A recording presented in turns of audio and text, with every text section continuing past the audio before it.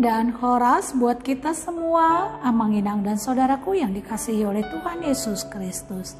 Kembali kita bertemu dalam renungan harian kita.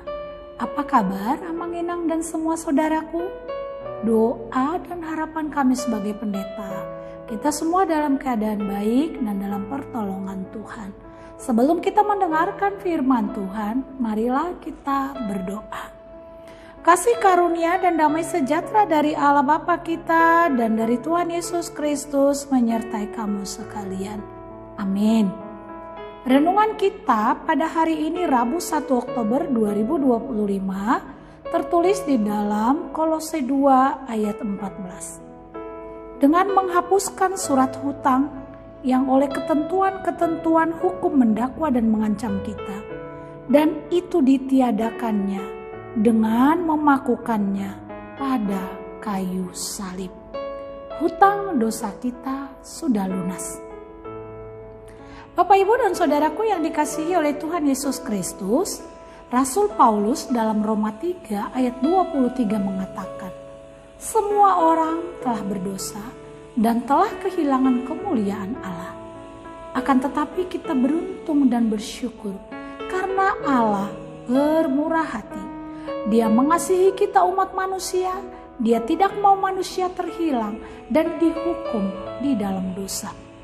Karena kasih-Nya, Dia datang sebagai manusia dalam pribadi Yesus Kristus.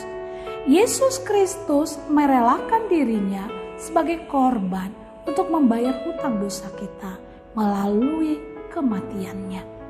Kita yang bersalah dibenarkan. Hutang dosa kita dibayar dengan tuntas dan lunas. Harga yang dibayar Kristus sungguh amat tinggi. Dia membayar hutang kita dengan nyawanya. Betapa menakjubkan bahwa Bapa memberi kita karunia untuk tidak bersalah lagi di hadapannya. Tentu bagi kita umat manusia tiada yang lebih menggembirakan selain mengetahui bahwa kenyataan kita telah menerima kasih karunia Allah. Teramat besar kasih Allah kepada kita. Dia mengaruniakan Yesus, anaknya yang tunggal, untuk turun ke dunia, mati di kayu salib. Darah Yesus membayar lunas semua utang dosa kita. Kita mendapat pengampunan atas seluruh pelanggaran kita. Segala surat utang yang oleh ketentuan-ketentuan hukum mendakwa dan mengancam kita ditiadakannya. Tuhan telah mengampuni kita dan telah membayar lunas segala kesalahan manusia. Seharusnya setiap kita akan menanggung segala perbuatan itu. Namun kasih Tuhan datang untuk memulihkan dan mengampuni segala pelanggaran kita. Sungguh amat besar kebaikan Yesus dalam hidup kita. Maka kita pun bisa menjadi tenang.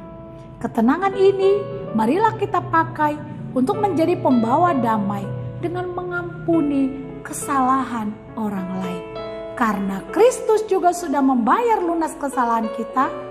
Kita adalah orang-orang yang telah menerima belas kasihan, kasih sayang, kemurahan Allah. Kita adalah orang-orang yang hidup dari kemurahan Allah. Dari yang tidak layak menjadi layak. Dari yang seharusnya binasa menjadi selamat. Itulah anugerah dan kemurahan Allah.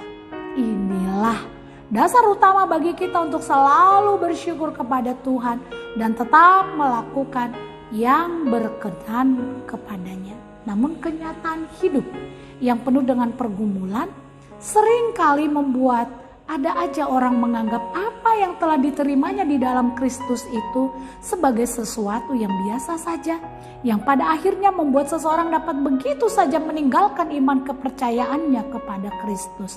Seakan-akan kasih Tuhan kurang kepada kita karena pergumulan yang sedang dihadapi, padahal Ia telah menyatakan karunia terbesar bagi kita.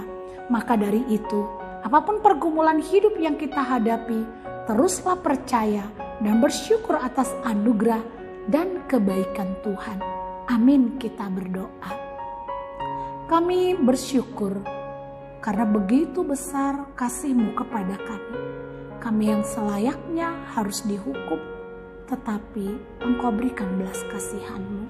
Kiranya kami pun boleh merasakan kasih Tuhan yang sangat besar dalam hidup kami, dan kami pun mengasihi orang lain, mengampuni orang lain, sekalipun ada terkadang yang melukai hati kami. Tapi karena Kristus telah terlebih dahulu mengampuni kami, kiranya kami pun menjadi orang-orang yang percaya, yang penuh dengan pengampunan. Terima kasih untuk firman-Mu ya Tuhan. Terus kami berdoa buat semua jemaat Tuhan, mulai dari anak-anak yang bertumbuh, yang bersekolah, kuliah, mencari pekerjaan, mencari jodoh.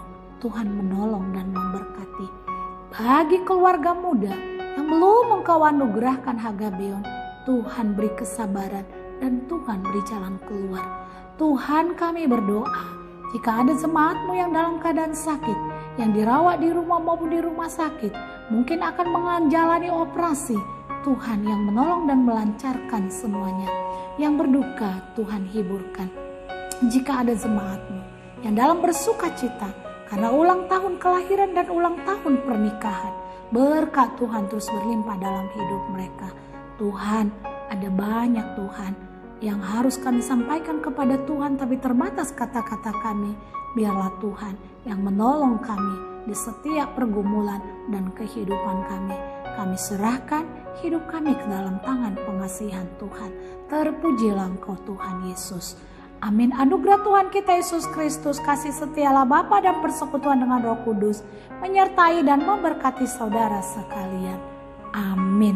Amanginang dan saudaraku, jika Anda mengalami sesuatu tentang firman Tuhan hari ini, mari tuliskan di dalam kolom komentar renungan kita. Selamat pagi dan selamat menikmati anugerah Tuhan yang sangat besar.